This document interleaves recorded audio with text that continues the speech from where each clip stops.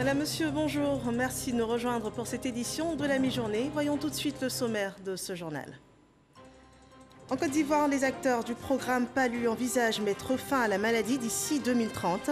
Réunis pour faire le bilan des acquis de la lutte contre le paludisme, ils ont établi les perspectives à mettre en œuvre pour les prochaines années afin de parvenir à cette éradication souhaitée.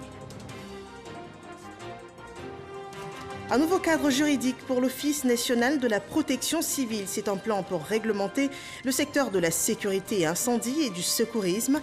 Il concerne aussi la formation des populations en cas d'accident domestique.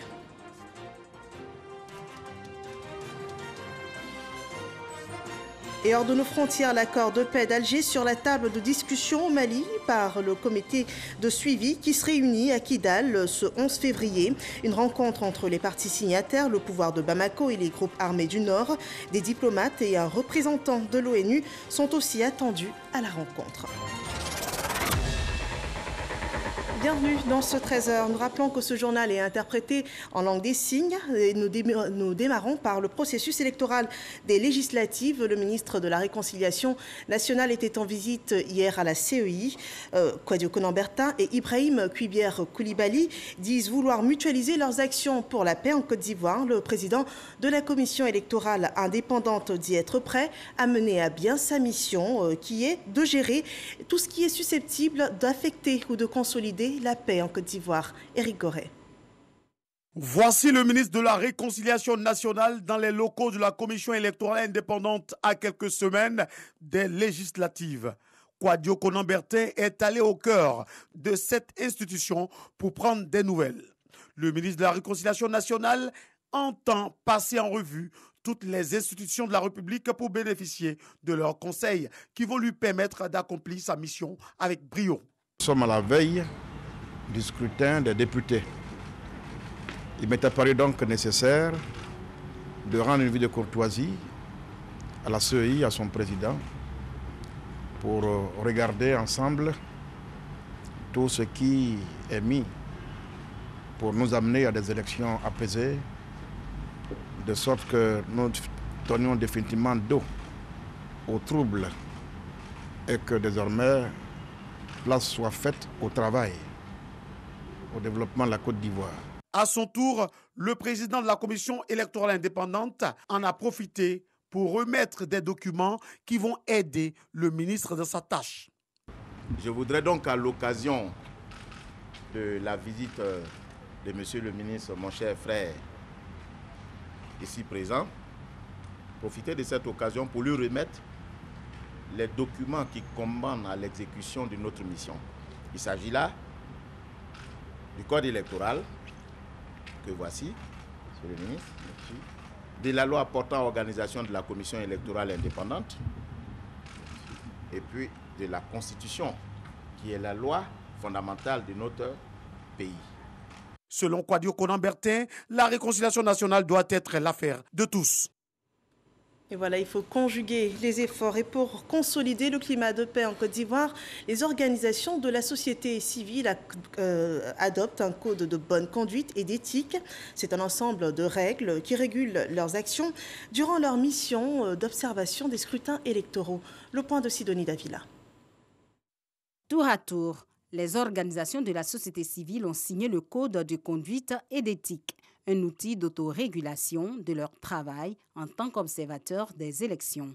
Observer un scrutin électoral demande beaucoup d'abnégation, mais aussi beaucoup d'éthique.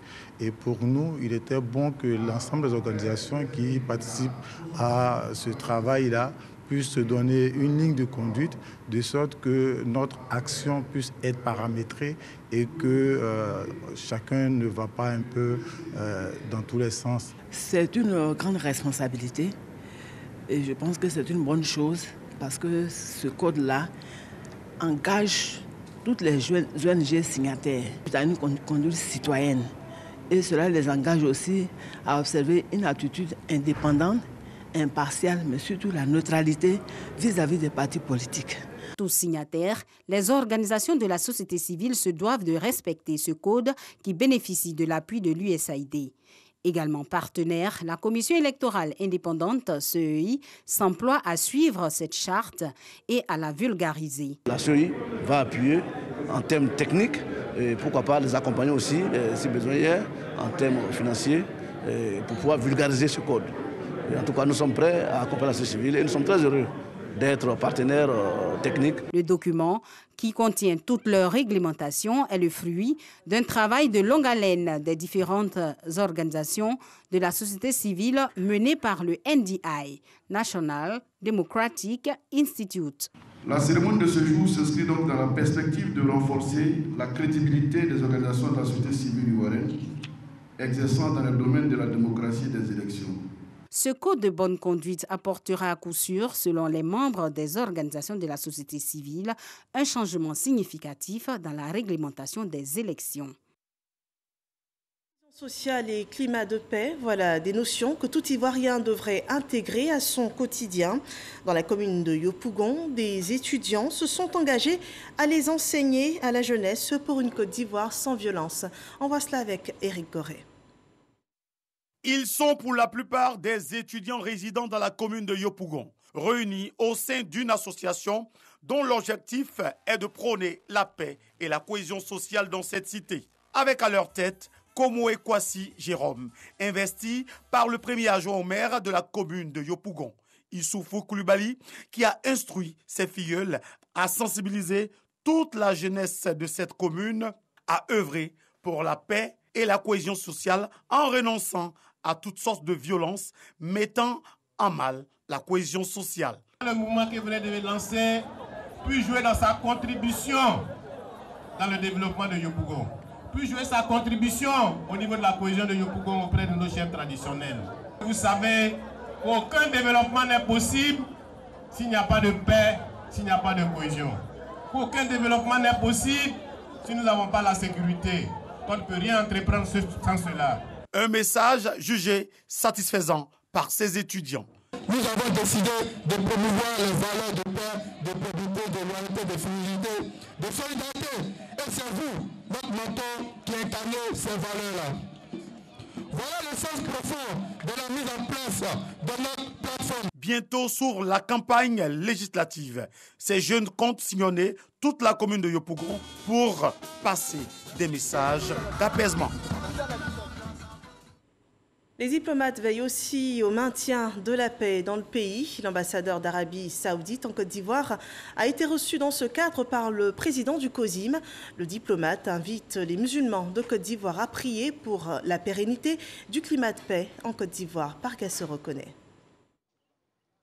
L'ambassadeur du Royaume d'Arabie Saoudite en Côte d'Ivoire, Abdallah bin Hamad Assoubeh, chez le président du Conseil supérieur des imams des mosquées des affaires islamiques en Côte d'Ivoire, COSIM, Cheikh Aïma Traoré Mamadou.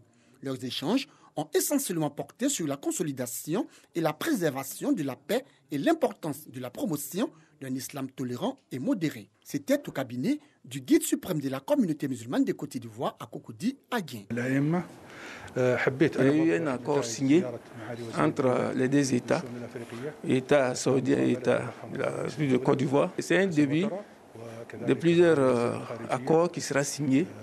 Il y aura un accord culturel qui concerne les musulmans. Nous allons œuvrer pour ça, pour promouvoir l'islam, islam modéré, islam tolérant, islam contre terrorisme et extrémisme. En retour, Cheikh Aïma Traoré Mamadou a tenu à traduire toute la gratitude de la communauté musulmane de Côte d'Ivoire aux diplomates saoudiens. Ils nous ont donné déjà la position de l'Arabie saoudite qui a fait l'objet de négociations avec l'État ivoirien. Donc ils sont prêts à nous aider et à réaliser cette cohésion nationale et cette union fraternelle entre les musulmans pour lutter contre le terrorisme et contre l'extrémisme religieux. Donc nous avons dit à son Excellence toute notre disposition à coopérer, à aider dans la réalisation de cet accord-là. L'excellence de relations de coopération et d'amitié entre la Côte d'Ivoire et l'Arabie saoudite et la question du pèlerinage à la Mecque le Hajj 2021 ont également été abordées au cours de cette rencontre. À l'issue des échanges, L'ambassadeur du Royaume d'Arabie Saoudite et le président du COSIM ont invité la communauté musulmane dans son ensemble à multiplier prières et adorations pour une Côte d'Ivoire paisible et plus harmonieuse. L'Office national de la protection civile annonce l'élaboration d'un plan juridique pour le secteur de la sécurité, incendie et du secourisme. Les difficultés rencontrées par les acteurs de ce secteur ont également été identifiées. C'était au cours d'une réunion que rapporte Walter Amadou Ouattara. Il serait important quand même que la population sache ce que c'est que la protection civile, que la population sache l'importance de la protection civile.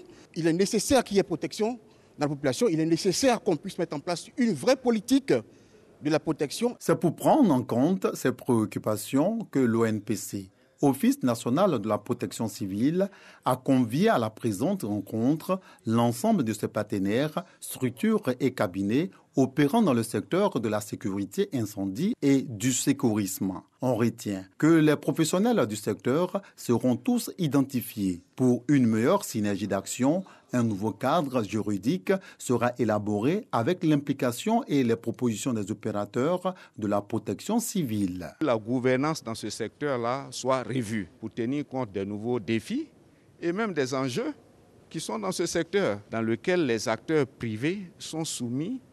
Lorsqu'ils entrent dans ce secteur, ils sont soumis à l'obtention d'un agrément. Et ce n'est pas toujours le cas. Je voudrais indiquer que l'organisme de l'État habilité à conduire la politique nationale en matière de protection civile, c'est l'ONPC. Les participants laissent entrevoir leur alacrité face à cette initiative. Quand papa, maman partent, n'est-ce pas, au travail, c'est bébé, c'est l'enfant, avec la femme qui la surveille, qui est là. Mais si personnellement, il y a une fuite de gaz, que ferait cette femme? Et si ou bien que le bébé s'étouffe, qu'est-ce que fera cette femme? Donc personnellement, cela est vraiment une bonne chose. Il faut former les hommes, former tous les Ivoiriens pour permettre à tout un chacun de sauver la vie. Et certains également ont évoqué les incendies qu'il y en a. Normalement, c'est le premier départ dans les marchés, dans les habitations. Bientôt, 1 an à la tête de l'ONPC, le préfet Gabin Amankou Kassi, au nom du ministre de l'Intérieur et de la Sécurité, a conforté les intervenants à maintenir la collaboration afin que les structures partenaires tirent profit de leur métier en leur permettant d'être davantage efficaces dans la protection des populations. Nous passons à présent au point de l'évolution du coronavirus en Côte d'Ivoire.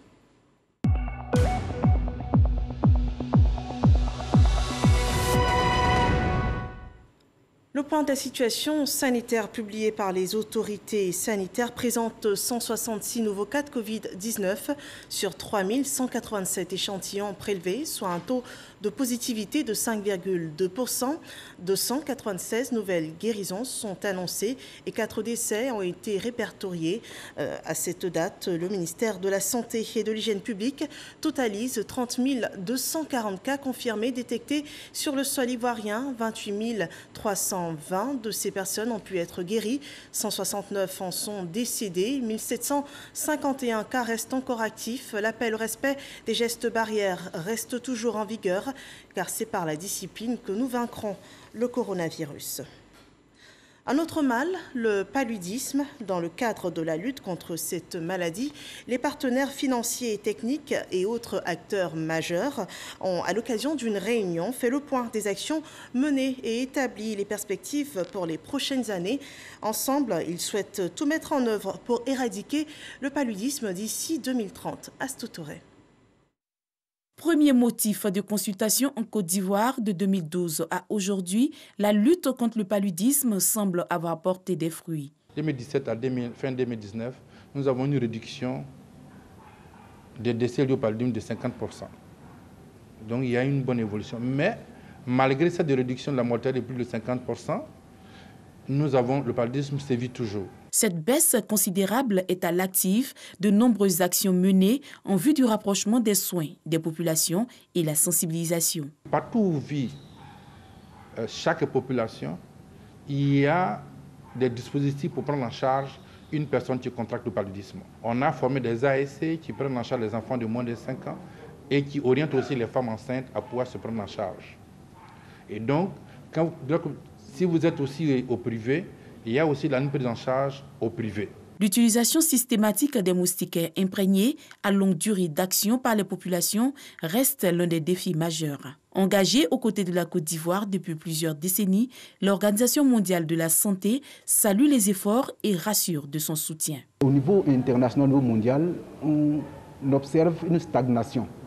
Mais en Côte d'Ivoire, quand même, nous avons eu une légère baisse du nombre de cas et c'est grâce à l'accompagnement que nous avons apporté et aussi une baisse vraiment notable de la mortalité qui apporte la preuve que la prise en charge des cas se fait de façon correcte. Le séminaire durera 4 jours. Environ 70 personnes y prennent part. La technologie est au service de la gestion gouvernementale. Une solution de gestion économique a été lancée hier par le Trésor public. Il s'agit d'une carte prépayée de mission. Elle permettra de garantir la sécurité des opérations de paiement et accroître la célérité des paiements des frais de mission à l'étranger des fonctionnaires et agents de l'État. Cette carte sera également utilisée dans le cadre du paiement des primes des sportifs et des bourses d'étudiants. Écoutons les explications que rapporte à ce sujet Jean-Luc Mangbo. Plus besoin de cash ou argent liquide pour payer les frais de mission à l'étranger de fonctionnaires et agents de l'État, les primes des sportifs ou encore les bourses des étudiants. Ces dépenses seront désormais réglées grâce à la carte dite prépayée de mission du Trésor public. Le choix du paiement des frais de mission par carte prépayée est destiné à l'atteinte des objectifs spécifiques ci-après. Réduire la manipulation du cash, sécuriser les fonds en évitant les cas d'agression liés à la détention d'espèces, apporter plus de souplesse aux agents en mission à l'étranger dans l'exécution de leurs opérations, réduire au strict minimum les risques liés aux opérations de change. Il s'agit là d'une autre avancée notable dans le processus de modernisation des outils de gestion du Trésor public et plus largement de l'administration ivoirienne. Il avait été retenu dans le plan national de développement 2016-2020 un axe stratégique dédié au renforcement de la qualité des institutions et de la gouvernance. La mise en œuvre des actions prioritaires de ce axe devait conduire à la prise de mesures clés intégrant la modernisation de l'administration. Piloté par la Banque nationale d'investissement et un partenaire privé, ce nouvel instrument de paiement a été présenté aux parterres de personnalités présents, parmi lesquels les ministres du budget et du portefeuille de l'État et celui de la modernisation de l'administration et de l'innovation du service public. Dans l'enseignement supérieur, 30 étudiants en télédétection de niveau master ont reçu du matériel informatique. C'est un don du Centre universitaire de recherche et d'application en télédétection. Ces ordinateurs faciliteront les travaux pratiques de ces étudiants, nous dit Sephora Zeki. Au nombre de 30, ces nouveaux étudiants admis au Centre universitaire de recherche et d'application en télédétection CURAT reçoivent un ordinateur, outil indispensable pour leur formation. C'est devenu une tradition depuis 4 ans selon le directeur du centre. Sans l'ordinateur, ces étudiants ne pourront pas travailler. Donc dans notre politique, nous avons instauré une remise d'ordinateur à chaque nouveau étudiant, de telle sorte qu'il ait l'outil et il puisse vraiment non seulement faire la formation, mais aboutir à la soutenance de son master après 2 ans. Ces ordinateurs sont payants, c'est inclus dans la scolarité que l'étudiant paye dès le début de l'année. Et il a accès à tout ce qui est comme Internet lorsqu'il est au CURAT. Ces kits informatiques vont permettre à ces nouveaux étudiants de travailler dans des conditions plus optimales. On nous enseigne ici la géomatique et pour pouvoir mieux comprendre cette formation, on a impérativement besoin de l'ordinateur. Je suis vraiment satisfaite d'avoir reçu mon ordinateur aujourd'hui. J'espère que ça va faciliter mon travail et ma formation ici. L'obtention de cet ordinateur me permettra de travailler aisément. Ces ordinateurs sont nécessaires pour le traitement numérique des images satellitaires, la conception d'un système d'information géographique et les recherches. Pour rappel, le Centre universitaire de recherche et d'application en télédétection est un centre d'excellence international qui forme dans la télédétection. On y trouve des étudiants venant de plusieurs pays africains. La filière coton se réorganise dans la région de Gbeke. Les accords sur la rémunération des organisations professionnelles agricoles sont renégociés. Après 10 ans de mise en application, les termes établis entre les sociétés coopératives et sociétés cotonnières n'étaient plus appropriés aux réalités de la filière. Soro Corona nous dit davantage sur ce nouveau traité.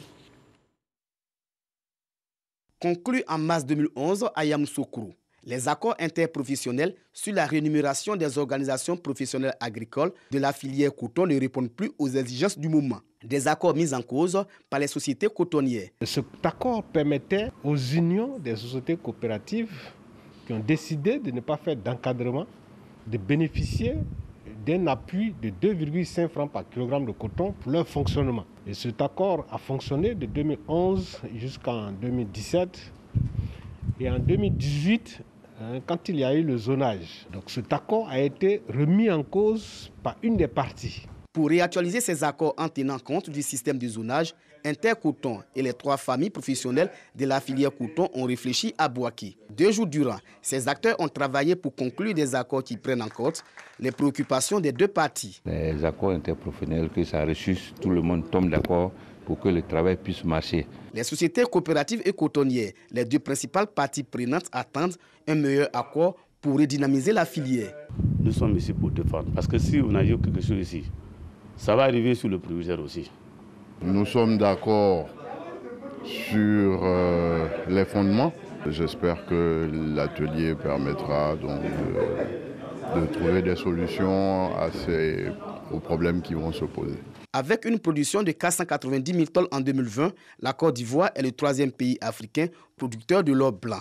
Une production qui doit atteindre les 500 000 tonnes cette campagne cotonnière 2020-2021. Nous restons dans le Gbeke où les acteurs de la filière cajou ont été formés pour parfaire leurs méthodes de commercialisation, le respect du prix fixé, les techniques de récolte et post-récolte et la lutte contre la fuite des productions par les frontières terrestres. Ce sont entre autres les notions abordées par cette formation qui intervient, on le rappelle, en pleine campagne 2021 de commercialisation des noix brutes de cajou. Soro Corona.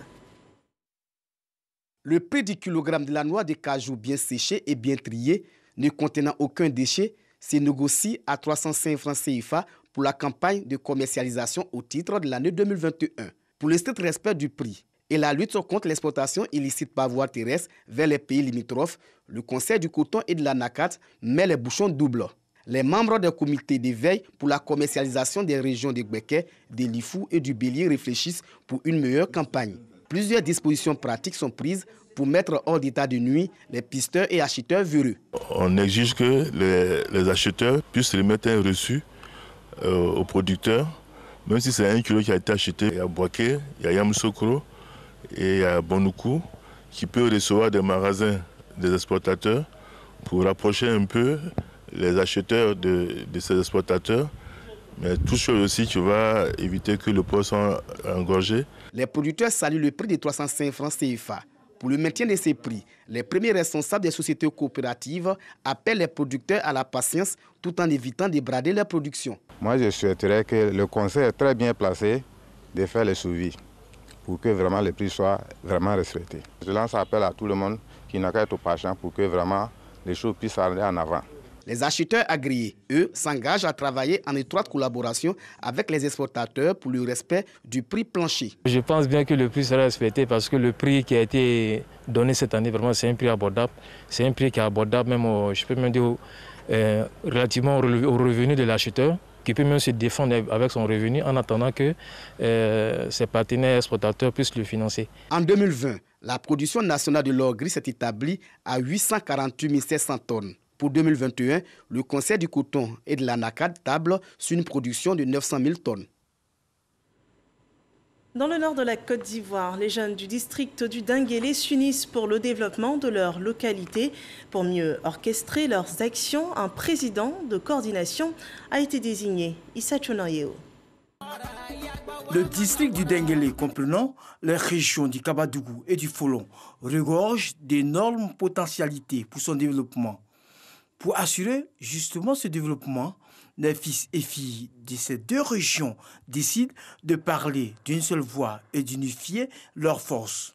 Et cela à travers la coordination nationale, la jeunesse du Denguélé, CNJD. Dans le Denguélé, nous avons 22 sous-préfectures. Il est bon d'abord, dans un premier temps, de fédérer ces associations pour que la jeunesse d'abord de Kabadougou et du Folon se mette ensemble. Cette rencontre des jeunes à Abobo permet à des cadres de partager leurs expériences de l'entrepreneuriat avec les jeunes.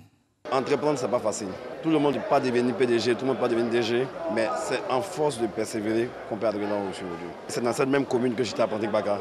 Je suis là aujourd'hui pour témoigner aux gens qu'on ne peut pas être zéro et devenir héros. Quand ces jeunesses donc de ces deux régions se mettent ensemble, nous pensons que c'est une harmonie qui est recherchée, c'est une cohésion qui est recherchée et c'est le développement. Et ça permet aux nouveaux cadres, donc à la nouvelle génération, de se connaître, d'impacter toute la zone par leur action. La jeunesse envoie un sang nouveau au combat, donc à chasser la pauvreté et nous orienter vers l'industrialisation. Les jeunes saisissent cette opportunité pour inviter l'ensemble de la population à la cohésion, gage de tout développement. Cette rencontre des jeunes du district du Denguélé s'est achevée avec la prestation d'artistes. Intéressons-nous à présent à l'offensive diplomatique pour la victoire de Jacques Anouma à l'élection du président de la Confédération africaine de football. La promotion auprès des pays africains de cette candidature par les autorités ivoiriennes va bon train et au nom du chef de l'État Alassane Ouattara, le ministre Albert François Amichia a échangé avec les présidents guinéens et sénégalais. Walter Amadou Ouattara. Le ministre François Albert Amichia au palais présidentiel du Sénégal. Il est porteur d'un message du président Alassane Ouattara à son homologue Macky Sall. Une sollicitation du soutien de ce pays ami à Jacques Bernard Anouma, candidat à la présidence de la CAF, Confédération africaine de football. Le ministre Albert Amichia évoque la question d'une candidature unique de la sous-région à ce poste de président du football africain. Sur les conseils de M. le Président de la République, M. Macky Sall, que les deux candidats, qui sont les forces vives de l'Afrique de l'Ouest, puissent se rencontrer et continuer le dialogue qu'ils ont commencé à Abidjan par la visite d'une forte délégation du Sénégal. Le président de la République nous a fait savoir que l'intérêt général de l'Afrique de l'Ouest doit prévaloir, que chacun a des...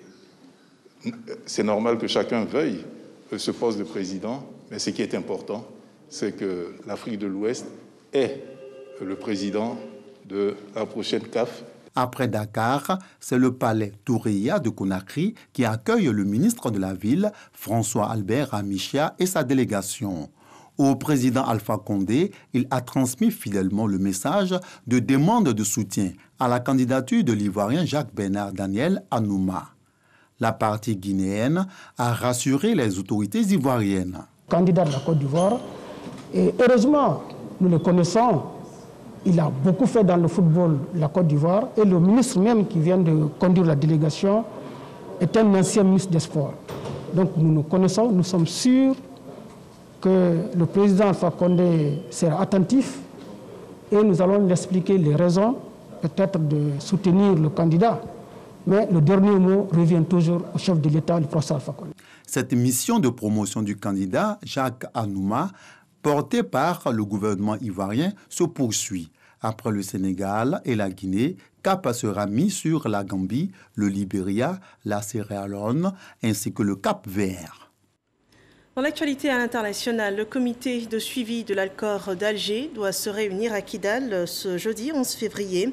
C'est la première fois depuis 2015, date de la signature de ce texte, qui a mis un terme à la guerre civile, que ce comité se retrouve dans cette ville du nord du Mali avec ce CSA. Bamako veut envoyer le signal d'une normalisation. La rencontre est entre autres l'occasion de clarifier la situation de la ville. Cette réunion intervient quelques semaines après la visite d'une délégation ministérielle malienne à Kidal. Des diplomates africains, européens et un représentant de l'ONU sont attendus à cette rencontre. Nous terminons ainsi cette édition d'information. Merci de votre attention. Restez sur RTI 1 à 15h, le point d'information des régions et à 18h, l'actualité d'ici et du monde. Portez-vous bien.